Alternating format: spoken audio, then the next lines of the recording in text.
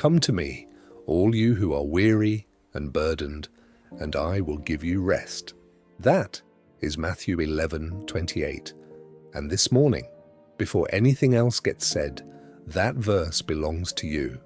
Not to a version of you that has it together, not to the one who showed up to church last Sunday looking fine, to the one who woke up tired in a way sleep has not fixed for months. The question is not whether you are tired. The question is whether anyone ever told you that you were never meant to pour out for God from an empty place. Because there is a kind of exhaustion that is not failure. It is the residue of serving from a dry soul. And no one warned you those two things are not the same. Maybe this is the morning you find out it is another day, another role waiting for you, another name on the list next to yours. Another person expecting you to be the steady one, the available one, the one who always says yes. And underneath the willingness to keep going, there is a quiet place that ran dry weeks ago, maybe longer. You have been running on obligation instead of love. The prayers feel like paperwork. The serving feels like a debt. The ministry you once loved has started to feel like a sentence.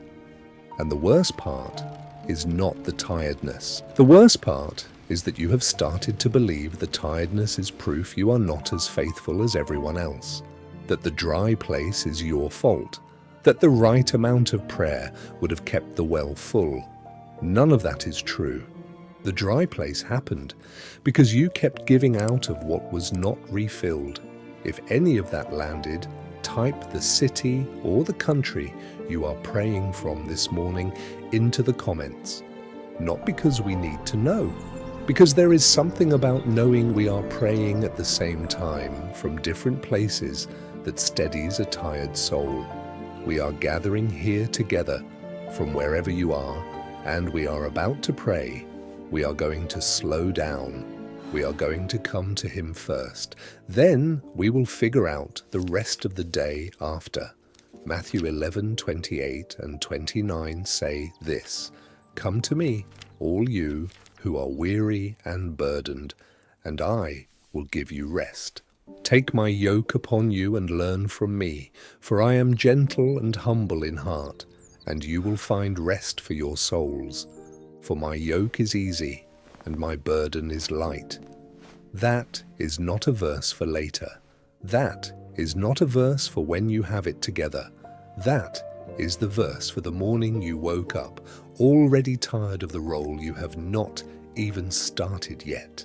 So, before we pray, let me tell you what this verse is offering you today. First, it is offering you permission to come to Him before you go to anyone else, before the meeting, before the text you owe a reply to, before the family member who needs you to be okay, before the ministry role that waits every Sunday and every Tuesday and every Thursday. He said, "Come." He did not say, "Come after you performed." Second, it is offering you rest, and it is offering you rest as an act of faith, not as proof of failure. The world has taught you that stopping means losing. The gospel is teaching you something else. Stopping is how the soul refills. Stopping is how the well stays deep. Stopping is the door you walk through before the next thing. Third, it is offering you a yoke that fits. His burden is light. That does not mean your day will be light. It means the weight you carry was never supposed to be shaped like someone else's shoulders. The burden was never supposed to be yours alone. And the way He carries with you is not a lecture about doing more. It is a quiet invitation to put some of it down. So here is what I want you to do right now. One hand flat on the center of your chest. Feel your own warmth under your palm. Now, take one slow exhale. Let your shoulders drop an inch. Let your jaw soften. You are not falling apart. You are finally exhaling. Now, stay here for a second. The role you are about to walk into today was never meant to be poured from a soul this tired. Think about that. The meeting you are dreading, the conversation you are rehearsing, the lesson you are about to teach, the phone call you have been avoiding, the volunteer shift you said yes to 6 weeks ago and have been dreading ever since.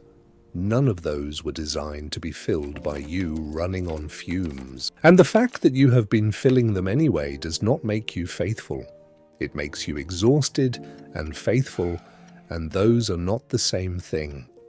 God never asked for the exhausted version of you. He asked for you.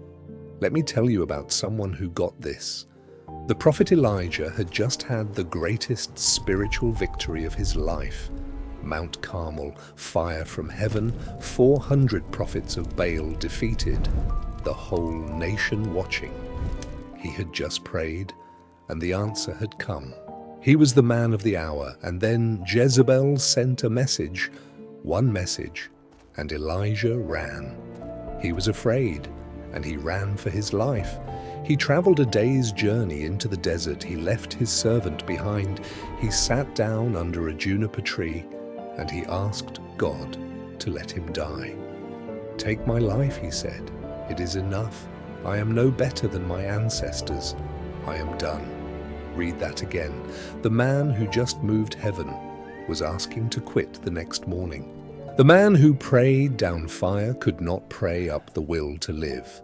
That is what empty looks like. That is what running past your limit looks like when the faith you have been leaning on was your own and not his. And here is what God did. God did not rebuke him. God did not give him a pep talk. God did not remind him of his calling or replay the highlight reel from Mount Carmel. An angel came and touched him and told him to get up and eat. There was a cake of bread baked over coals and a jar of water at his head. He ate, he drank, he lay back down, and the angel came again. "Get up and eat," the angel said, "because the journey ahead is too much for you."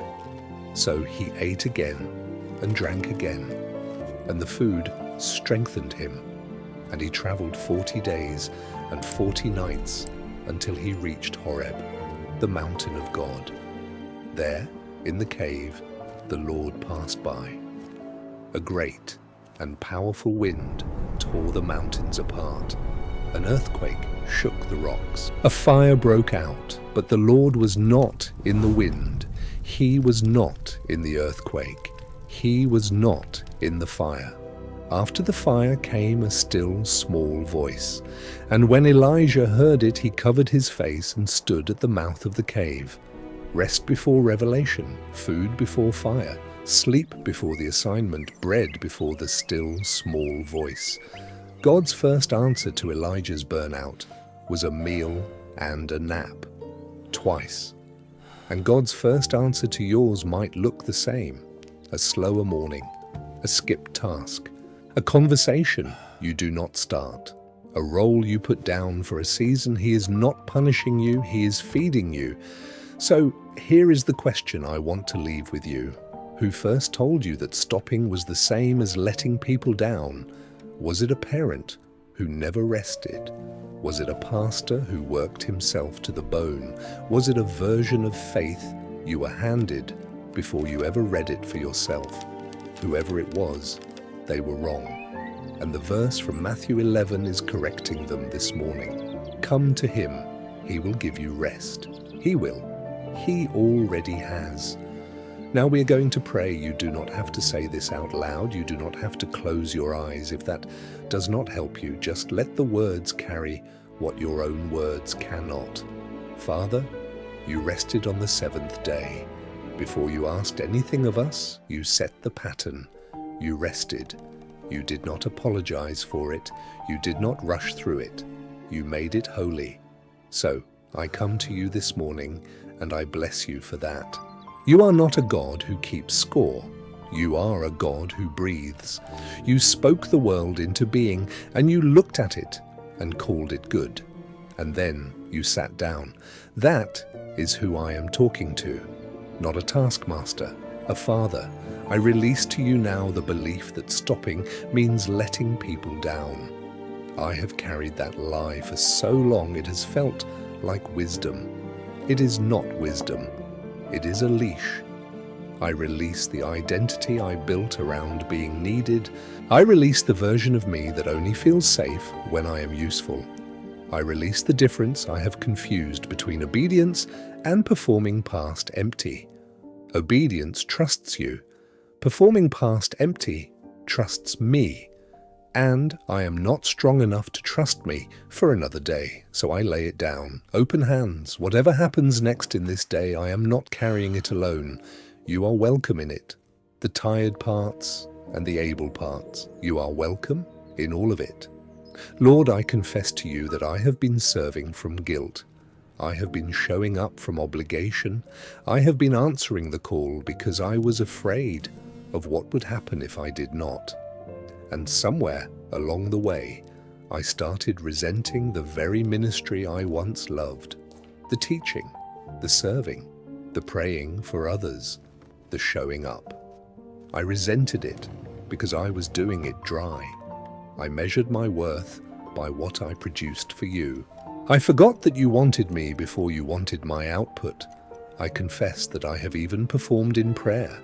I have said the right words in the right tone and wondered why I felt nothing. I have wondered if you were even listening. I confess that the dryness felt like proof I had failed you, when really it was proof I had been pouring from a cup that had been empty for weeks.